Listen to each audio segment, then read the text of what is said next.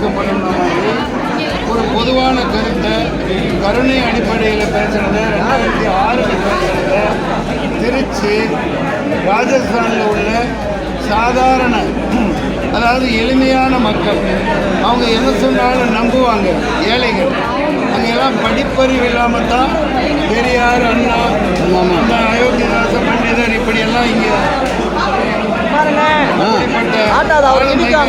இல்லாதனால அடிமையாகவே வச்சிருக்கிற அந்த ராஜஸ்தானில் இப்படி விஷம் கேட்குற அளவுக்கு ஒரு மிகப்பெரிய அவர் ஒரு மனிதராக இருக்கவே தகுதியற்றவர் கீழ்த்தனமாக நடந்து கொண்டார்.